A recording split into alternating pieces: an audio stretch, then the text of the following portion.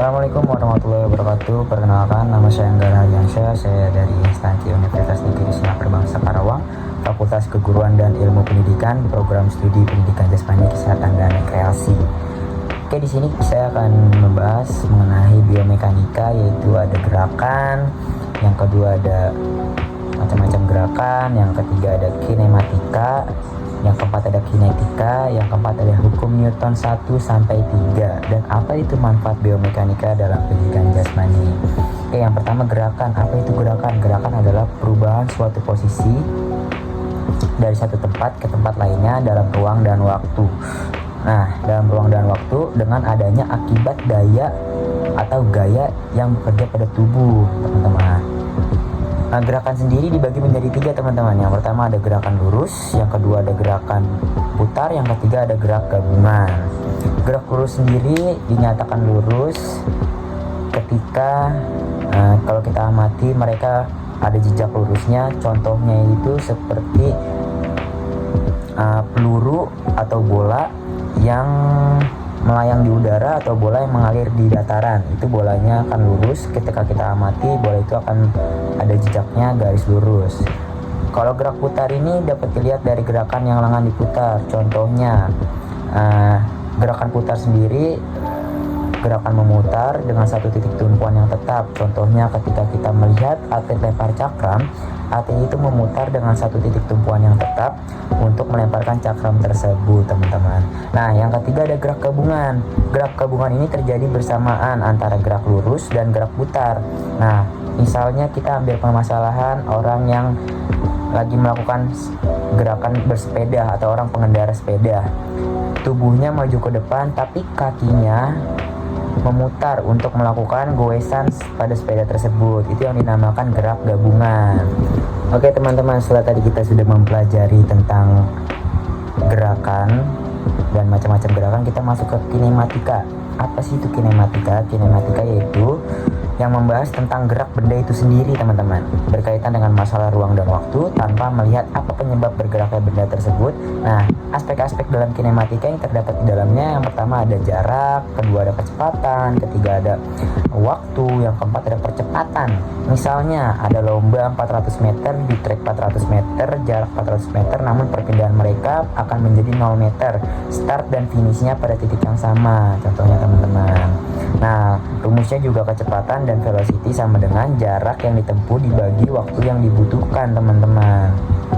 Nah, selanjutnya ada kinetika.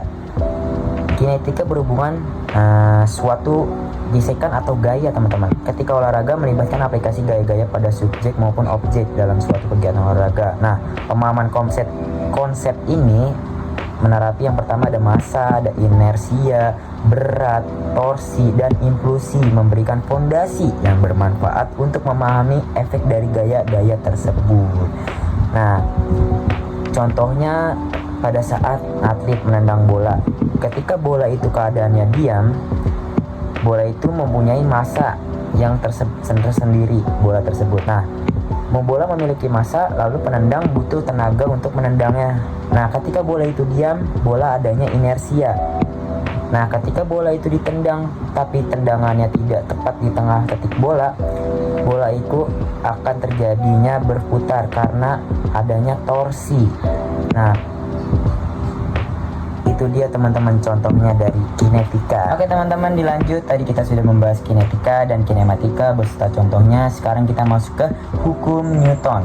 Hukum Newton itu dibagi menjadi 3, teman-teman. Ada hukum Newton 1, hukum Newton 2, dan hukum Newton 3.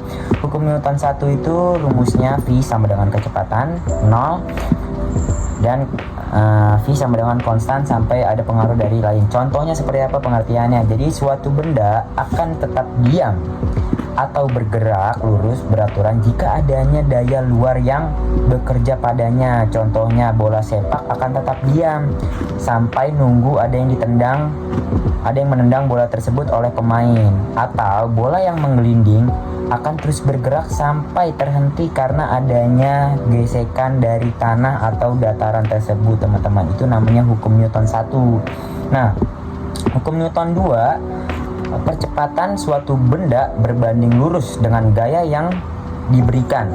Nah, maksudnya gimana? Jadi F sama dengan gaya massa dikali gravitasi. Jadi semakin berat massanya, semakin cepat gravitasinya. Contoh kita ambil permasalahan pada atlet tolak peluru. Semakin berat bola tolak peluru, semakin cepat dia lemparannya. Semakin enteng bola tolak peluru, semakin cepat dia ngelemparnya. Gerakan lemparan tolak peluru semakin cepat juga jatuhnya. Tapi kalau massanya semakin berat, semakin gayanya tuh harus semakin besar juga untuk mengeluarkan tenaga, dan gravitasinya harus percepatan tetap sama. Nah, hukum Newton 3, aksi sama dengan ada reaksi. Jadi bahwa nih setiap aksi akan menimbulkan reaksi yang sama besar tanpa berlawanan arah, tetapi harus berlawanan arah.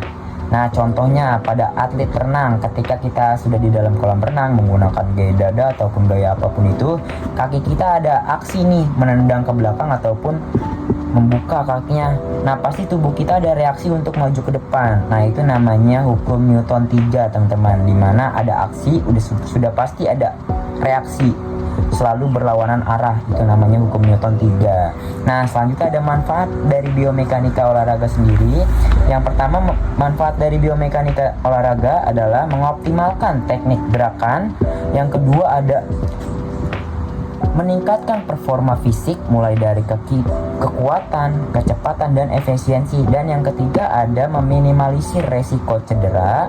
Yang keempat ada perubahan pola gerak yang baik dalam olahraga atau aktivitas sehari-hari. Mungkin itu saja dari saya, kurang lebihnya mohon maaf. Wassalamualaikum warahmatullahi wabarakatuh.